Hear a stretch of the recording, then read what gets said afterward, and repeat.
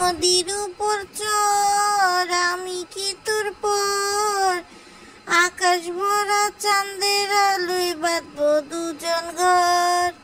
ধিকি ধিকি জলে আগুন জলের ছিটায় নেবে না, খোলা আছে মনের দুয়ার বাইরে তুমি থেকো না। থাকলে তুমি আশেপাশে মনে আমার আবেগ আসে,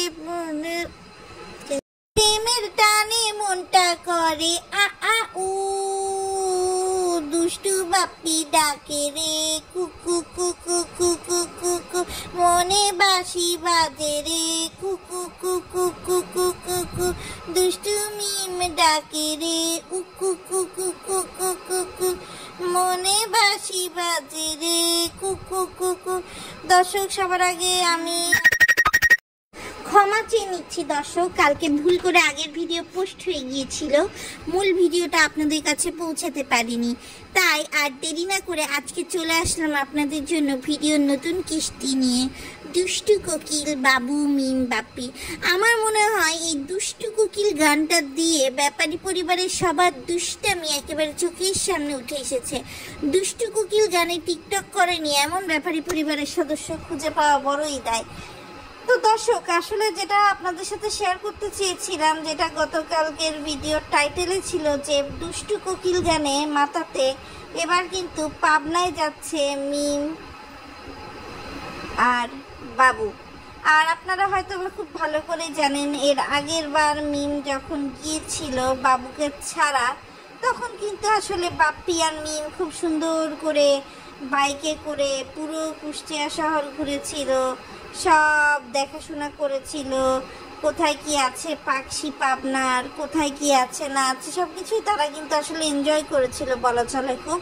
তো এইবার আবার হচ্ছে বিয়ের পরে যাবে, তো এর মধ্যে বাবু কিন্তু আসলে পলিয়ে চলে এসেছে। আসলে কতদিন আর লুকায় রাখবে মিম?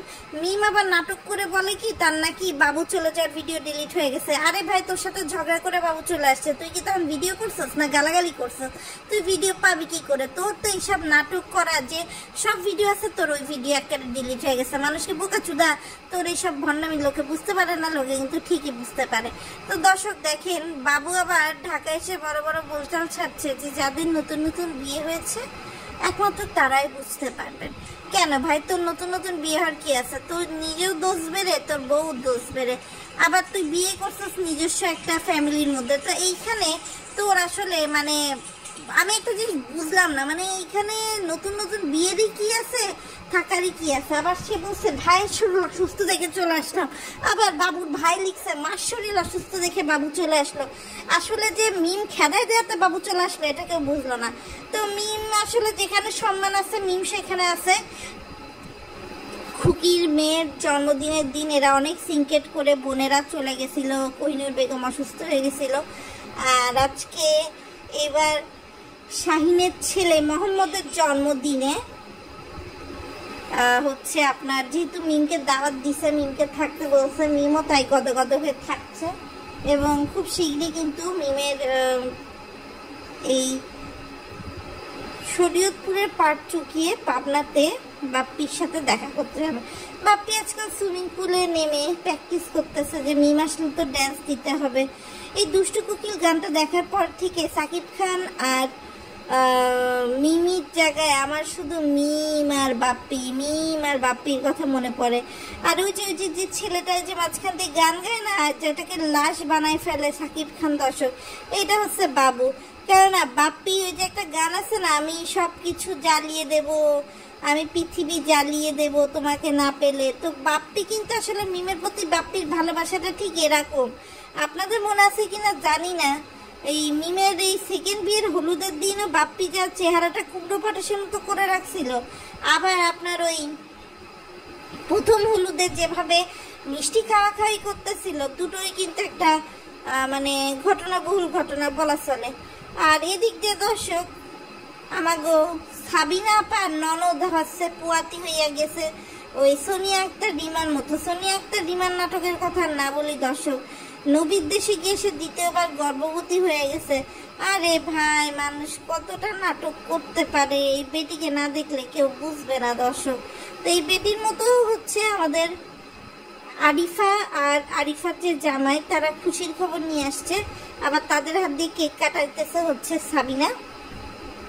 আর এদিক দিয়ে আপনার তিশা সবাইকে নিয়ে পাকশিতে সুইমিং পুলে গেছে সুইমিং করতে।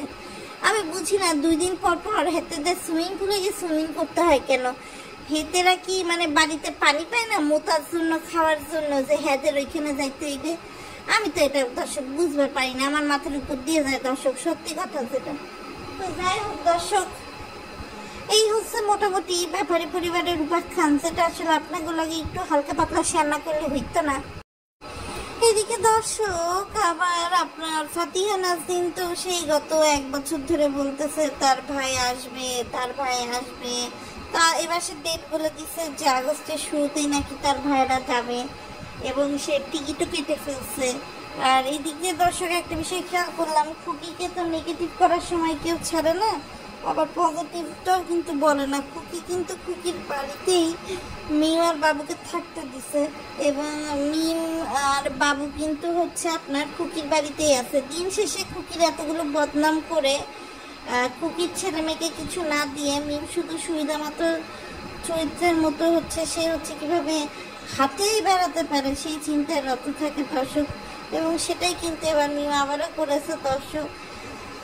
আর কি বলবো দর্শক, এইগুলো দেখলে আসলে মন আর ভালো লাগে না, তারপরে হচ্ছে আসলে চলতে হয়। তো আজকে দেখলাম দর্শক ফেসবুকে রোস্টাররা বিভিন্ন রকম জিনিস নিয়ে রোস্ট করতেছে।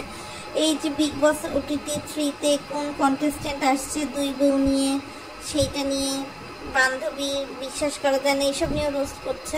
এগুলো তো পুরাতন কথা, বাংলাদেশেও তো এখন 2 বউ নিয়ে ভিউ পাওয়ার জন্য করতেছে। মানুষ আসলে ভিউ পাওয়ার জন্য সব কিছুই করে। বাপ্পিও চাইলে কিন্তু তিশা মিমকে একসাথে রেখেই পালতে পারতো, তাতে মিমেরও কষ্ট করে বাবুকে স্বামীর সাথে নাটক করা লাগতো না, বাপ্পিও সুখে থাকতো, তিশাও সুখে থাকতো। মানে এদের ক্যাটাগরিটা এরকমই দর্শক, আসলে কি বলবো বলেন, ক্যাটাগরি যেরকম সেরকমই তো ক্যাটাগরাইজ করতে হবে, তো সেভাবে আসলে বললাম। তো ঠিক আছে দর্শক, আপনাদের সাথে এগুলোই ছিল মোটামুটি শেয়ার করার মতো। তো আজকের মতো ভিডিওটা এখানে এন্ড করে দিচ্ছি। সবাই ভালো থাকবেন, আল্লাহ হাফেজ।